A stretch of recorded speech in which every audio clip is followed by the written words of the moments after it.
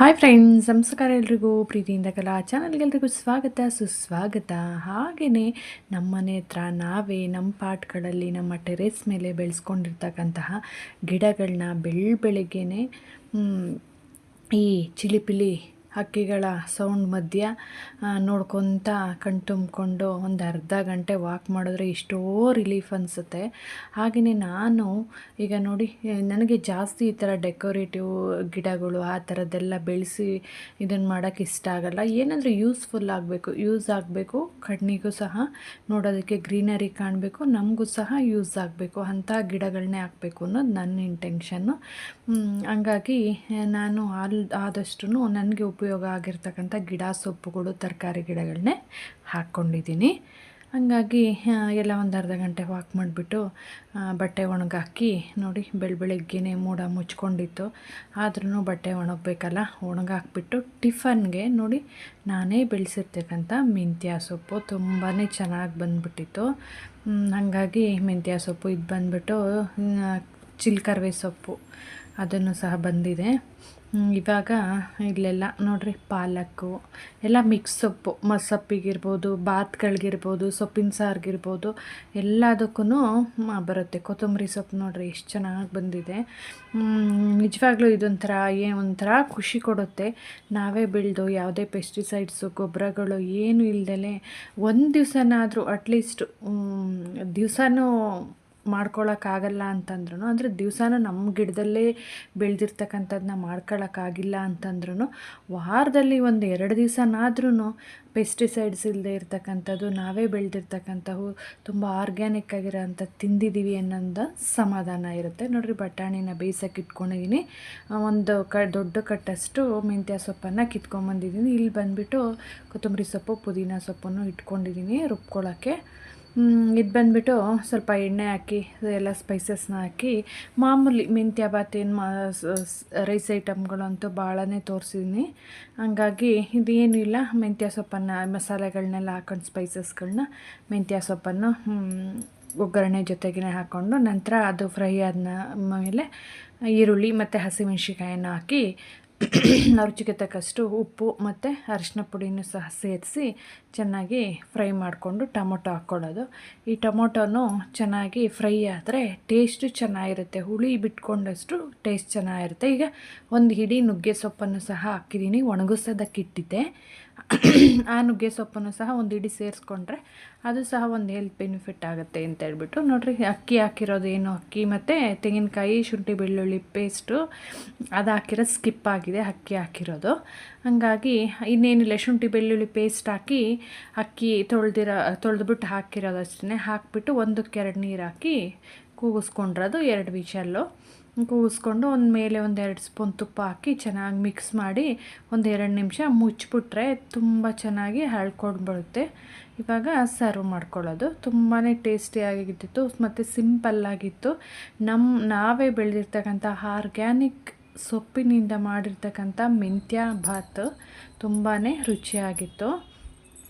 ಹಂಗಾಗಿ ನೋಡಿರಿ, ಈಗ ಮಧ್ಯಾಹ್ನಕ್ಕೂ ಸಹ ಇಲ್ಲೇ ಸೊಪ್ಪು ಕಿತ್ಕೊಂಡು ಹೋಗ್ಬಿಟ್ಟು ಸೊಪ್ಪಿನ ಸಾಂಬಾರು ಮಾಡೋಣ ಅಂತ ಹೇಳ್ಬಿಟ್ಟು, ಇದು ಹರವೆ ಸೊಪ್ಪು.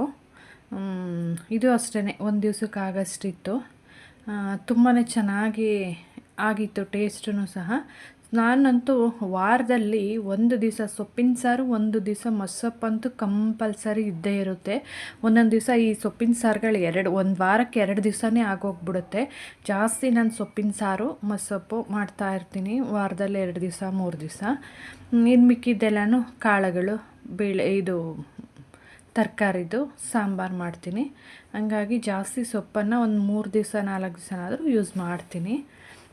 ಇಲ್ಲಾಂದರೆ ಒಂದೊಂದು ಟೈಮ್ಗೆ ತರಕಾರಿ, ಇನ್ನೊಂದು ಟೈಮ್ಗೆ ಸೊಪ್ಪು, ಆ ಥರನಾದರೂ ಸಗ್ರಿಗೇಟ್ ಮಾಡ್ಕೊಂಡ್ಬಿಟ್ಟು ಮಾಡ್ಕೊತೀನಿ. ಇಲ್ಲಾಂದರೆ ಸೊಪ್ಪಿನ ಸಾರು ಮಾಡಿದ್ರೆ ಕಾಳು ಪಲ್ಯ ಅಥವಾ ತರಕಾರಿ ಪಲ್ಯ ಮಾಡ್ಕೊತೀನಿ. ತರಕಾರಿ ಸಾಂಬಾರು ಮಾಡಿದ್ರೆ ಈ ಸೊಪ್ಪಿನ ಪಲ್ಯ, ಕಾಳು ಸೊಪ್ಪು ಸೇರಿಸಿ ಪಲ್ಯಗಳು, ಈ ಥರ ಡಿವೈಡ್ ಮಾಡಿಕೊಂಡು ಒಂಥರ ಕ್ಯಾಲ್ರಿ ಡಿಫಿಷಿಯೇಟ್ ಆಗೋ ಥರ ಇದನ್ನು ಮಾಡ್ಕೊಂಡು ಕ್ಯಾಲ್ಕುಲೇಟ್ ಮಾಡ್ಕೊಂಡು ಮಾಡ್ಕೊತೀನಿ ಅಡುಗೆಗಳನ್ನ.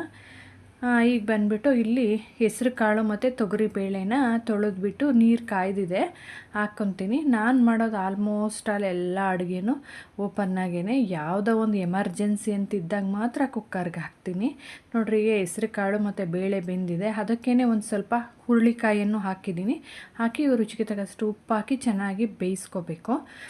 ಈಗ ನೋಡಿರಿ, ಹೆಸರು ಕಾಳು ಮತ್ತು ಬೇಳೆ ಮತ್ತು ಹುರುಳಿಕಾಯಲ್ಲಿ ಮೂರಲ್ಲೂ ಪ್ರೋಟೀನ್ ಇದೆ. ಅದ್ರ ಜೊತೆಗೆ ಸೊಪ್ಪು ಸೇರಿಕೊಂಡ್ರೆ ಒಂದು ಹೆಲ್ದಿ ಫುಡ್ ಆಗುತ್ತೆ.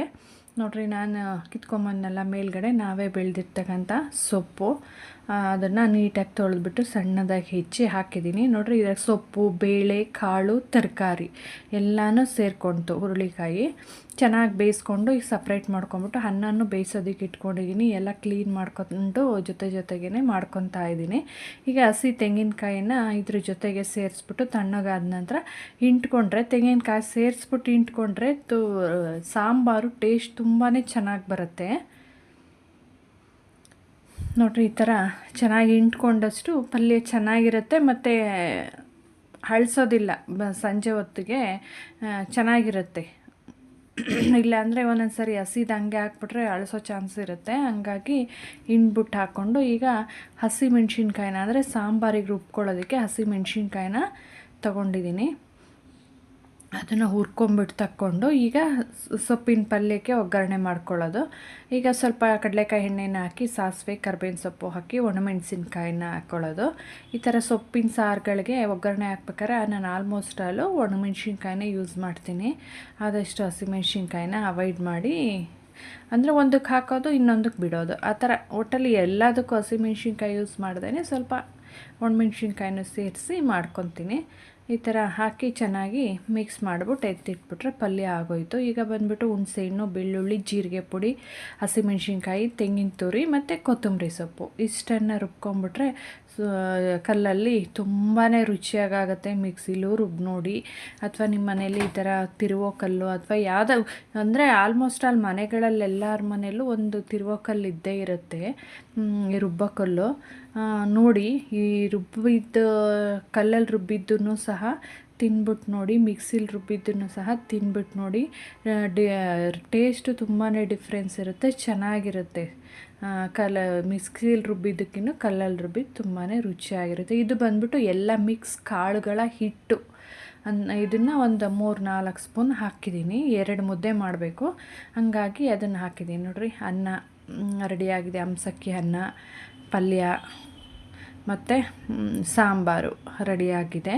ಈಗ ರಾಗಿ ಮುದ್ದೆನ ಮಾಡ್ಕೋಬೇಕು. ನೋಡಿರಿ, ಹಾಕಿಬಿಟ್ಟು ಅದನ್ನು ಮತ್ತು ರಾಗಿ ಹಿಟ್ಟು ಹಾಕ್ಬಿಟ್ಟು ಅದಕ್ಕೂ ಕುದ್ದಾದ ನಂತರ ರಾಗಿ ಹಿಟ್ಟು ಹಾಕ್ಬಿಟ್ಟು ತಿರುಗ್ಬಿಟ್ಟು ಬಿಸಿ ಬಿಸಿ ರಾಗಿ ಮುದ್ದೆ, ಸೊಪ್ಪಿನ ಸಾರು, ಪಲ್ಯ ತಿಂದ್ಬಿಟ್ರೆ ಇನ್ನು ಮಧ್ಯಾಹ್ನ ಊಟ ಮಾಡಿಬಿಟ್ರೆ ಇನ್ನು ಬೆಳಗ್ಗೆವರೆಗೂ ಏನು ಬೇಕು ಅನ್ಸೋದೇ ಇಲ್ಲ. ಅಷ್ಟು ಚೆನ್ನಾಗಿ ಹೊಟ್ಟೆ ತುಂಬಿದಂಗಿರುತ್ತೆ, ರುಚಿಯಾಗೂ ಇರುತ್ತೆ. ಹಾಗೆಯೇ ನಿಮ್ಮ ಮನೇಲಿ ಎಲ್ಲರ ಮನೆಯಲ್ಲೂ ಬಸ್ಸಾರು ನಿಮ್ಮ ಕಡೆ ಅಥವಾ ನಿಮ್ಮ ಮನೆಯಲ್ಲಿ ಯಾವ ಥರ ಮಾಡ್ತೀರಾ ಅನ್ನೋದನ್ನು ಕಮೆಂಟ್ಸ್ ಮಾಡಿ. ಅಥವಾ ಇದೇ ಥರ ಇದ್ದರೆ, ಇಷ್ಟ ಆದರೆ ಒಂದು ಲೈಕ್ ಮಾಡಿ. ಹಾಗೆಯೇ ಇನ್ನೂ ತುಂಬ ಇಷ್ಟ ಆದರೆ ನಿಮ್ಮ ಫ್ರೆಂಡ್ಸ್ ಆ್ಯಂಡ್ ಫ್ಯಾಮಿಲಿಗೆ ಶೇರ್ ಮಾಡಿ.